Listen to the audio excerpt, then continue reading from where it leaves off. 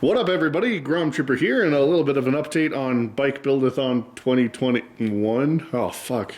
It is 2021. Anyways, this is Brian's bike, and as you may notice, there's not only no motor in it anymore, but there's no anything in it.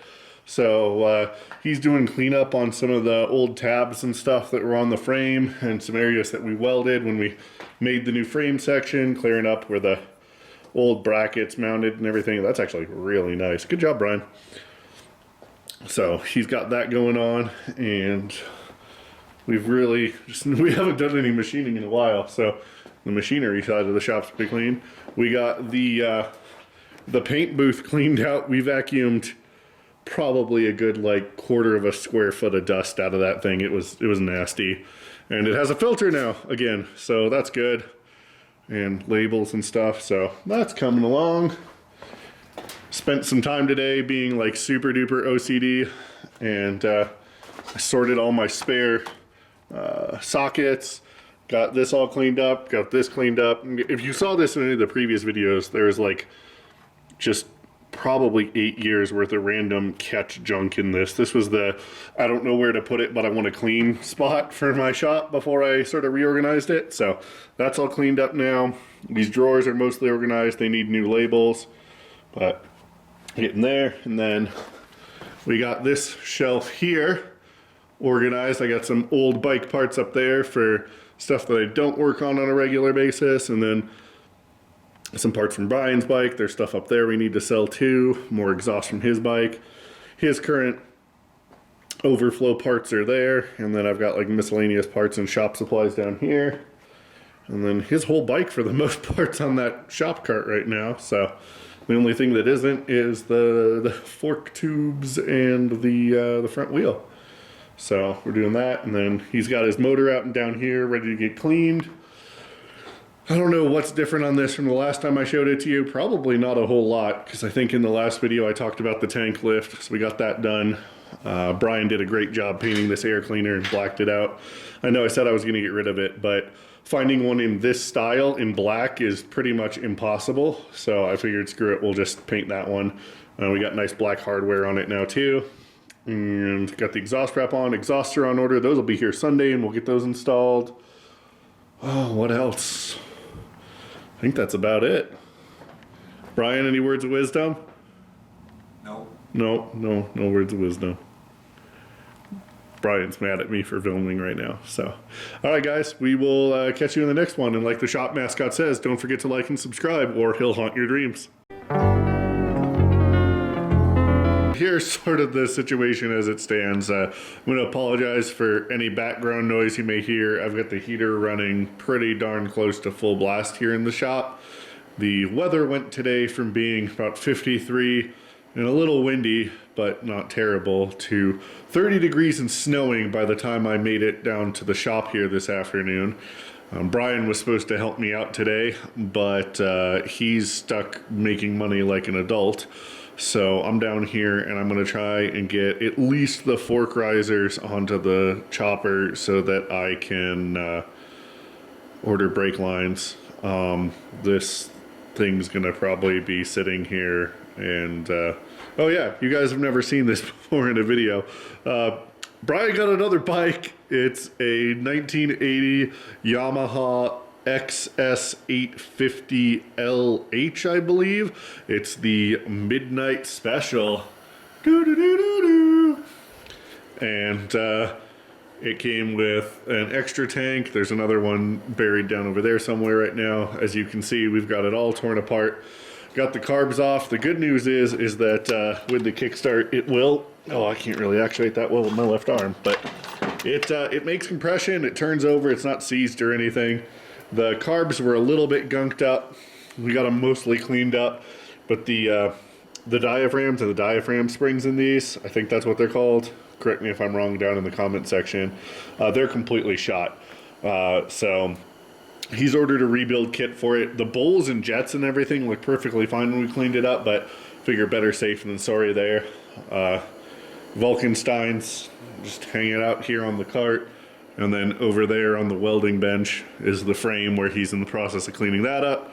The motor's down here just hanging out, and I'll probably move that over there while I'm working down here by myself today, so I can get easier access back to that part of the shop. Unfortunately, my primary is sitting over there behind the ladder, so despite the fact that I got the parts in to do the clutch on this today, and I really want to get it back together so that it's running without a finished painted primary, that's not going to happen. And it's too cold in here to paint if I was going to do it. And I want Brian to do it because he's way better than I am. So that's going to have to hold off. But I'll at least try and get the bar risers on. And then my grips came in as well. And normally I like to adhere those with hairspray, but I don't think I have any in the shop here. So I might make a Walgreens run. We'll see how fast the snow piles up outside. It may just be a matter of putting the bar risers on and heading back home before the roads start to freeze. Which is not what I would expect this week, but it's where we are.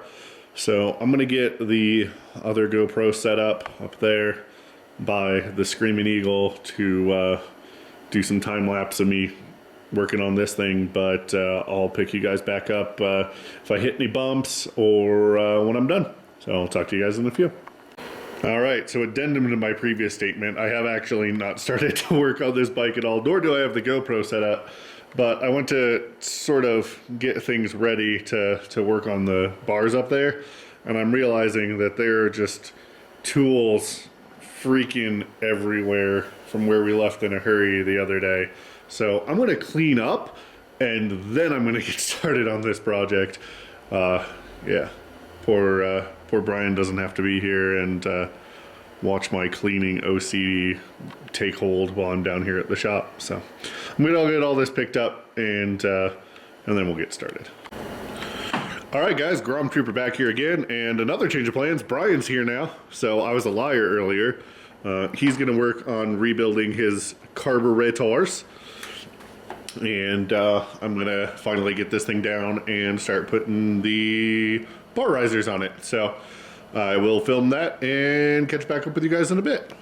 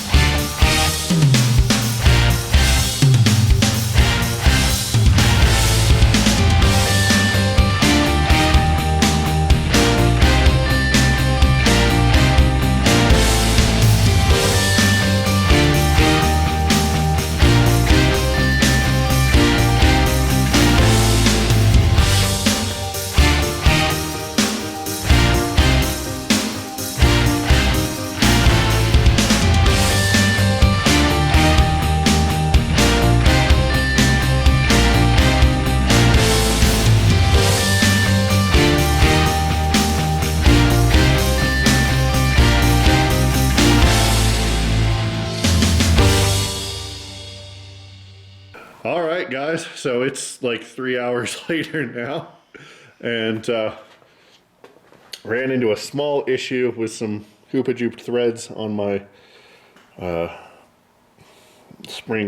diaphragm spring compressor. God, I'm tired.